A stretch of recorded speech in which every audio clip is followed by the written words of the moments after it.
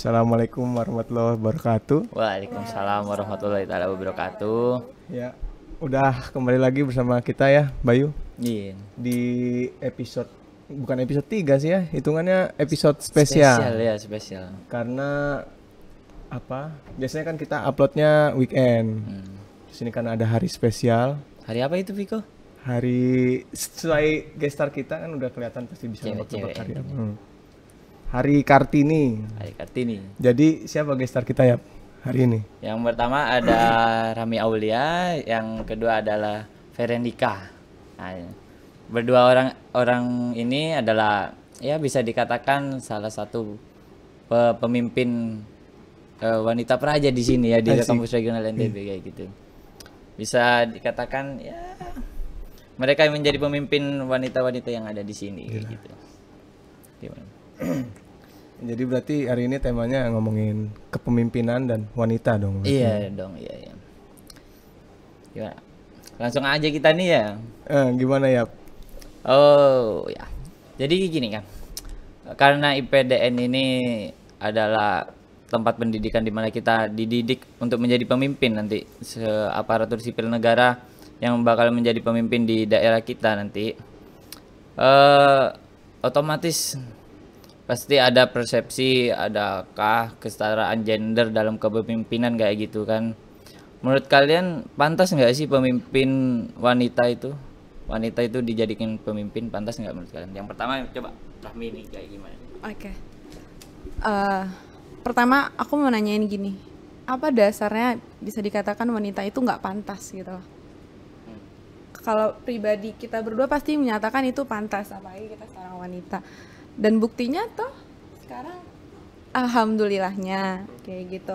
Karena gini, pada kodratnya mau itu wanita maupun itu pria, pasti pada dasarnya punya dasar kepemimpinan masing-masing.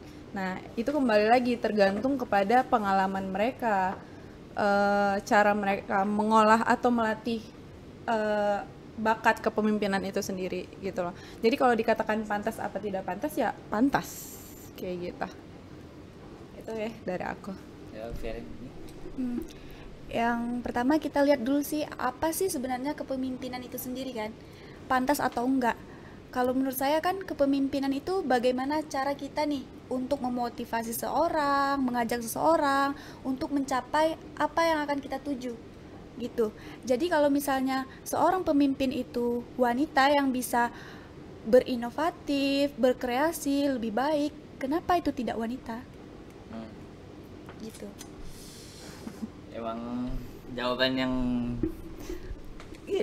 bisa memacu kita untuk bersemangat juga nih untuk menjadi pemimpin sebagai seorang pria juga gitu kan. Sebenarnya konsep kepemimpinan wanita itu seperti apa sih namanya? Konsep kepemimpinan wanita itu seperti apa tuh, gambarannya kayak gimana tuh coba? Apalagi di dunia pemerintahan nanti nih kayak gimana nih? Kalau menurut saya konsep kepemimpinan wanita tuh yang pertama, bagaimana sih cara pemimpin wanita ini sendiri untuk mengajak atau memotivasi seorang biar dia mau ikut serta dalam apa hal yang akan kita capai ini. Kemudian bagaimana kita bertindak.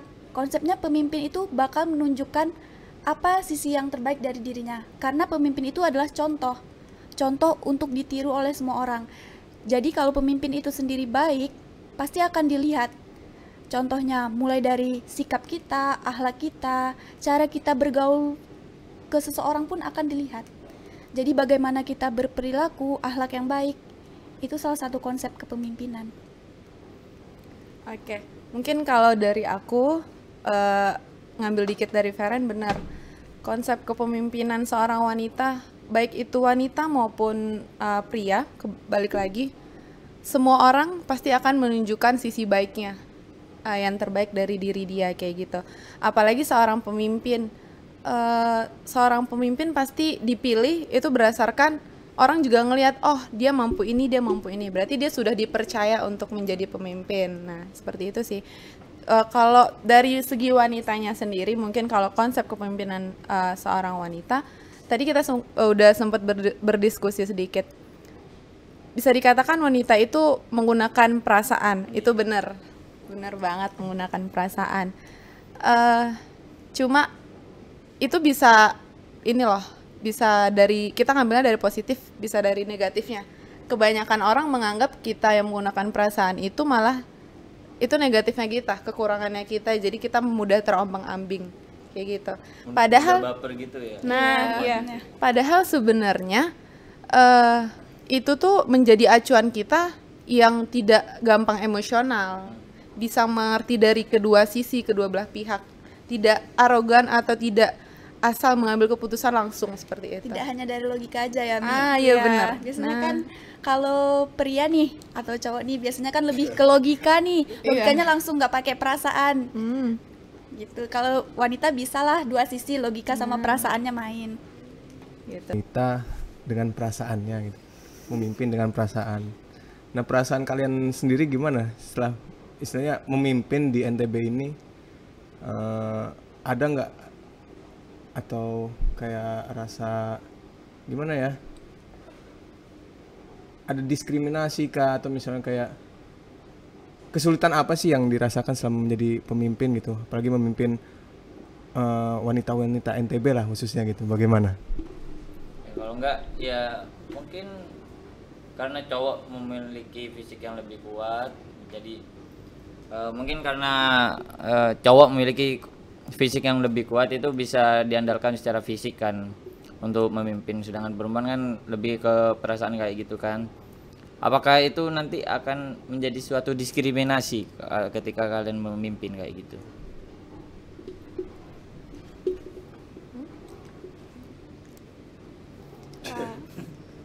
Oke, kalau kesulitan sih pasti. Kalau setiap memimpin pasti ada susahnya, pasti ada gampangnya.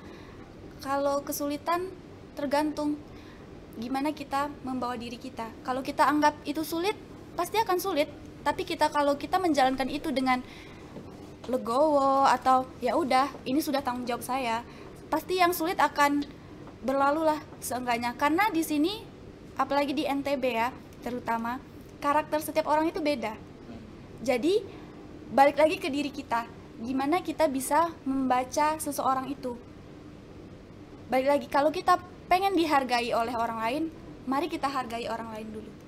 Jadi bagaimana cara kita membawa diri kita lihat dulu karakter orang ini, dia gimana nih, orangnya keras atau mau dikerasin atau bisa dilembutin. Kalau dengan orang yang keras kita kerasin balik, dia bakalan berontak. Karena yang saya tahu di usia kita yang segini udah nggak bisa lagi pakai kekerasan. Jadi gimana kita, pola kita terutama mengatur orang yang karakternya beda, wataknya beda, mau ikut dalam ajak-ajakan kita gitu. Nah, menurut saya, dibilang sulit, dibilang mudah pun mudah sama. Dikatakan sulit karena kita belum terjun langsung gitu lah di sana. Pada saat kita udah mencoba, kita tahu tuh kesulitannya di mana. Kita lihat kesulitannya di mana. Di situ baru kita bisa ngambil sebuah tindakan apa. Nah, ketika kita udah tahu tindakan apa yang perlu kita lakukan dan harus apanya kita, di situ baru terasa mudah kayak gitu loh. Jadi segala sesuatu itu sebenarnya tergantung kitanya lagi. Ketika kita membawakan itu sulit, ya sulit. Ketika itu mudah, ya mudah. Seperti itu. Dan sama ketika kita udah melakukan itu, terjun ke sana dan kita sudah istilahnya sudah tahu lah, sudah berpengalaman, sudah terjun langsung, pasti ada aja gitu loh kemudahan dari itu semua. Cara memahami rekan-rekan sekalian. Jujur kita di sini pun bisa dibilang baru ya, Feren ya, untuk masih jadi sama-sama seorang belajar. Kita sama mereka pun nggak nganggep atas bawah tuh, nggak, insya Allah nggak. Sama-sama belajar. Kita memimpin, yang dipimpin kayak gitu. Kita pun di sini masih ada pimpinan yang di atas kayak gitu. Jadi sama-sama belajar aja sih. Intinya gini, kita bisa ya karena kita terbiasa. Wanita itu kan saya anggap tidak bisa menghilangkan kodrat sebagai ibu dan sekaligus istri. Nah, ketika nanti berkarir nih setelah lulus nih, ketika dihadapkan pilihan keluarga atau karir, ini nanti seperti apa nih? Coba Rahmi. Itu kan apa ya, udah menjadi sebuah masalah wanita modern lah ya istilahnya. Iya, sampai Apalagi kapanpun. anak-anak kedinasan kayak kita gini kan pasti karir iya, Iya. rumah tangga iya. Jadi gimana kalau kalian? Kalau saya pribadi, ketika itu bisa tidak menjadi suatu pilihan, kenapa enggak? Itu satu. Terus ketika itu bisa dijalankan secara beriringan, apalagi banyak kok orang yang di luar sana, seorang wanita dan juga ibu rumah tangga. Salah satu aja gitu, tokoh yang saya kagumi seperti Sri Mulyani. Itu wanita loh, sama kayak kita berdua. Tapi gimana dong karirnya? Bisa kita lihat sendiri kan, dia menteri keuangan sekarang. Dulu juga pernah di Bank Dunia ya kalau nggak salah ya. Nah juga saya mengambil contoh Najwa Shihab. Nah itu saya banyak banyak nonton video-videonya beliau. Salah satunya kenapa saya bisa berkata seperti ini, ya itu. Kenapa kita harus dihadapkan sama pilihan itu? Kenapa kita harus memilih, sedangkan ada pilihan lain untuk tidak memilih? Bisa dijalankan beriringan. Seorang ibu kalau nggak berpendidikan pun, gimana mereka mau mendidik anaknya? Gimana mereka mau mengurus suaminya, keluarganya? Mengurus rumah tangga itu nggak cuma ngurus kayak membalikan telapak tangan gitu, enggak gitu lah. Mengurus keuangan apa segala macam itu ada manajemennya. Itu ada istilah kalau ya dalam keilmuannya, mohon maaf, ya rumusnya lah istilahnya kasarnya. Kalau kita berpendidikan seorang wanita itu akan lebih mempermudah kita. Dan satu hal lagi, ketika seorang kita, apalagi yang udah kuliah selama 4 tahun gitu loh, kalau kita nanti di akhir kita hanya menjadi seorang ibu rumah tangga, apa itu worth it dengan kita udah 4 tahun di sini kayak gitu. Dan ibu rumah tangga pun kalau cuma sebagai ibu rumah tangga mengurus anak, suami, apa nggak jenuh? Nah, kembali ke sana sih sebenarnya. Dan satu lagi, prinsip yang ditekanin banget sama orang tua saya itu gini. Dasar kita untuk menjadi wanita karir tuh bukan hanya untuk kita mau enak dengan keinginan kita masing-masing, keinginan kita untuk berada di luar rumah gitu, enggak. Minimal kita itu mematangkan diri kita untuk tidak bergantung kepada orang lain. Walaupun kita punya suami, ya kalau kita nggak bergantung sama mereka, kenapa enggak gitu. Kita nggak ada yang tahu ke depannya tuh gimana. Benar nggak? Nah, kayak gitu sih kalau aku. Nah, kalau Ferry. Betul kayak apa yang diomongin sama Ami tadi ya. Kayak kalau bisa dua-duanya, kenapa harus memilih? Karena kalau menurut saya, karir dan keluarga itu bukan sebuah pilihan.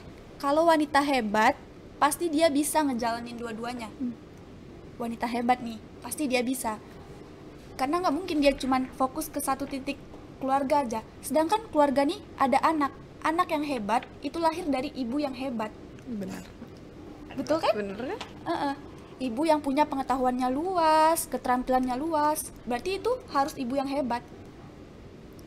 Ibu yang bisa berkarir nih, berarti dia nanti bakal tahu dunia luar kayak mana, bakal tahu perkembangan zaman kayak mana. Nih misalnya, oke lah, belum tentu ibu rumah tangga nih selalu kayak berpatokan cuman ke anak-anak doang. Mungkin ada nih ibu rumah tangga yang juga pengen tahu dunia luar. Tapi balik lagi, apakah dia akan pengetahuannya lebih luas lagi daripada seorang ibu yang memiliki karir, wanita karir? Pasti dia cenderung kayak, saya ingin mendidik anak saya lebih dari saya. Gitu. Karena ya balik lagi kata Ami tadi, kalau misalnya kita selalu bergantung pada orang lain, kapan kita mau majunya? Buatlah di diri kita tuh jadi wanita mandiri. Sekarang aja nih, nggak usah dulu ke suami, ke orang tua. Belajarlah untuk tidak bergantung pada orang tua. Nah sekarang kita pendidikan buat apa? mengurangi beban buat orang tua. mengurangi beban orang tua. Jadi wanita yang mandiri, wanita karir. Bangga nggak nanti kalau kita punya suami yang bakal, oh itu istri saya nih, dia bisa ngurusin anak saya, bisa ngurusin rumah saya, dia juga hebat dalam bekerja. Jadi kita harus mampu, kalau kita benar-benar wanita yang memiliki potensi yang baik, kita mampu menjalankan dua-duanya saling beriringan. Gitu. Jadi gimana Niko? Sebuah jawaban yang mencengangkan ya menurut saya. Iya. Ketika bisa nggak memilih, kenapa harus memilih gitu ya intinya. Itu ditekankan juga berarti pentingnya pendidikan bagi wanita ya, karena bukan cuman ya walaupun misalnya nggak ngambil jalan ke karir lah istilahnya, setidaknya wanita ketika menjadi ibu itu bisa menjadi guru atau ngebimbing anaknya dengan baik, karena kan katanya keluarga juga adalah madrasah pertama bagi anak gitu. Jadi pentingnya pendidikan bagi wanita sih itu sih menurut gue sih. Jadi kita sebenarnya harus bergerak sih ya. Konsep wanita tuh bukan hanya urusan dapur. Betul. Kita harus bergerak maju dari paradigma seperti itu kan. Kita lihat di Indonesia juga banyak pemimpin-pemimpin kita yang berasal dari wanita. Ada Cut Nyahdin. Terus yang modern-modern kayak gini kayak ada Bu Risma kan. Ada Bu Hovifa, banyak juga. Bu Susi juga kan banyak yang pemimpin-pemimpin yang bisa kita jadikan pedoman kayak gitu. Jadi gimana kok mau cari istri yang kayak gimana? Aduh, ya yang bisa, yang kayak teman-teman udah bilang, yang mandiri, yang bisa ngurus sendiri, yang bisa mendidik anak dengan baik, bisa ngurus dirinya sendiri, ngurus keluarga gitu ya. Kalau gua, emang idaman kayak gitu ya? Ya gitu dah. Lu sendiri gimana nanya gua lo?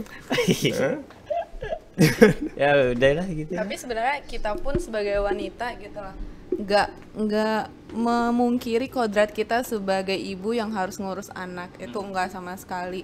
Ketika ada stuck gitu loh, misalkan kita emang harus ada suatu problem, diharuskan kita emang harus fokus ke mungkin anak.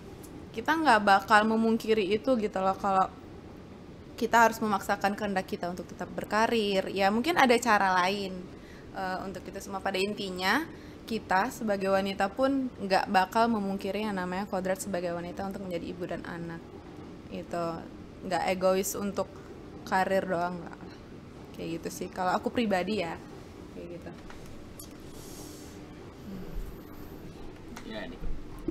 Gimana ya? Kayak udah cukup nih pencerahan dari dua wanita ini nih. Gimana?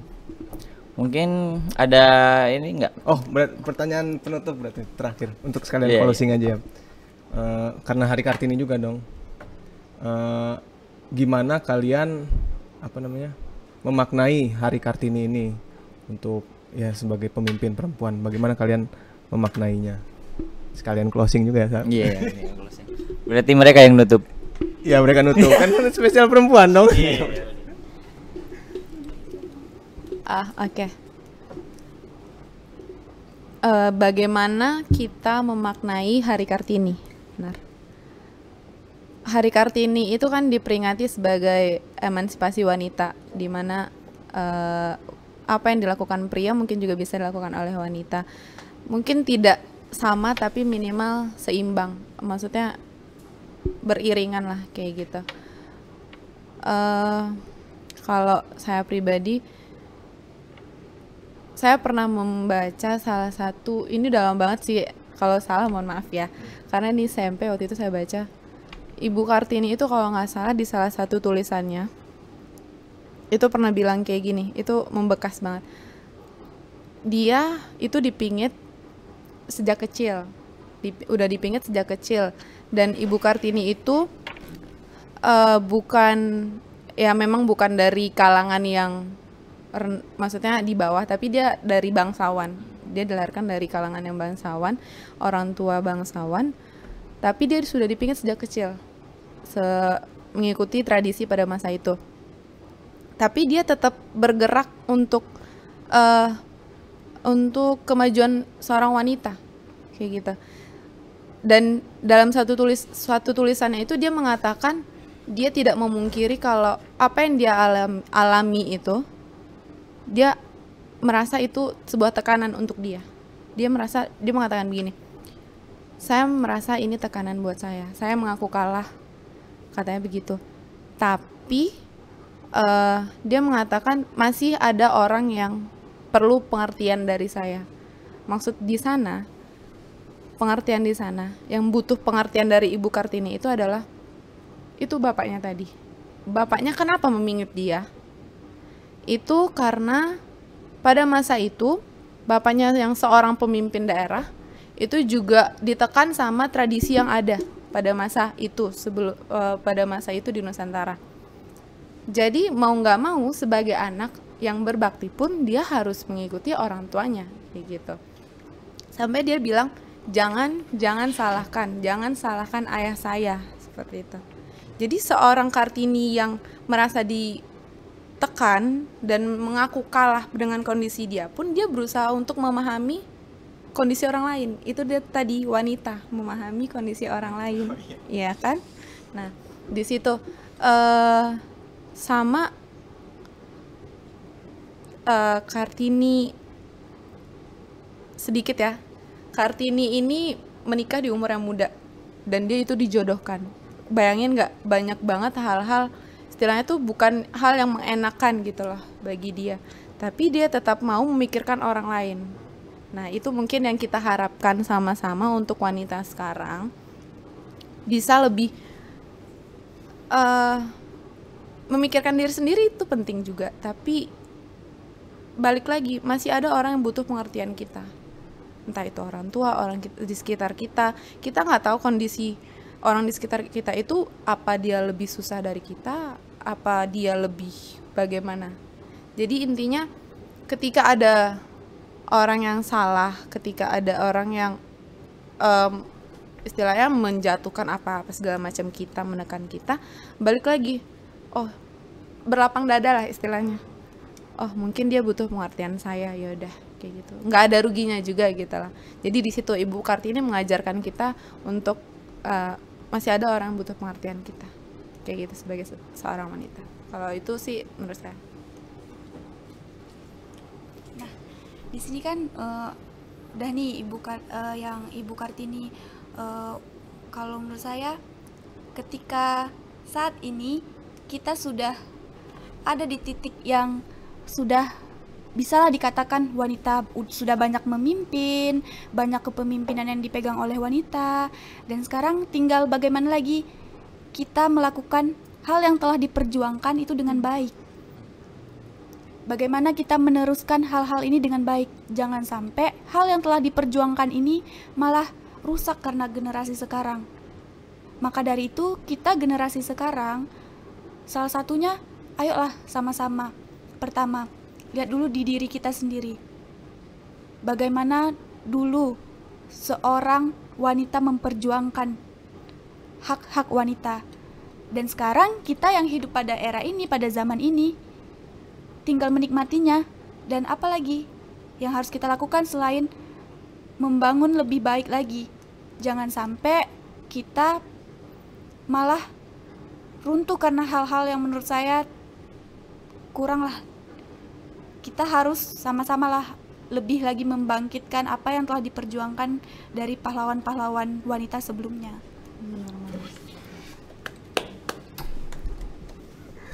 Iya, Bayu, bagaimana Bayu pendapatnya? Langsung pada intinya, wanita Indonesia itu wanita hebat-hebat. Wanita hebat-hebat, Semua jelas. wanita di Indonesia. Semua wanita bahkan di dunia yang di dunia itu wanita semuanya hebat-hebat. Betul. Tidak ada yang lebih dominan antara laki-laki dan wanita. Setara lah ya sekarang. Iya. Tergantung kita dalam statusnya itu sebagai apa, tugasnya, fungsinya sebagai apa. Terima. Ya. Oke ya, kayaknya spesial episode kali ini kita cukup ya. Karena udah seru juga obrolan kita hari ini ya. Banyak jawaban-jawaban yang kita tidak kira sebelumnya. Sekali lagi dari saya sendiri mau mengucapkan selamat Hari Kartini untuk perempuan-perempuan yang ada di Indonesia khususnya, kepada ibu saya, adik saya. Selamat Hari Kartini. Ibu sama adik doang nih. Ya, Pacar nggak ada. itu. Banyak seluruh wanita Indonesia lah, wanita. Jangan sia-siakan perjuangan Kartini kayak yang Feren bilang tadi. Iya. Kalau dari gue itu ya. Udah cukup ya Oh, kali kita ini. cukupkan. Ya Oke. cukup. Langsung Viko penutup. Seperti biasa, jangan lupa kalau ada mau request bahasan-bahasan menarik lainnya, silahkan komen. Silahkan komen, silahkan langsung menyampaikan inspirasi langsung juga bisa. Mungkin Terima kita kasih langsung saja ya. yang udah menonton hari ini. Terima kasih. Hmm. Sampai bertemu lagi. Wassalamualaikum warahmatullahi wabarakatuh.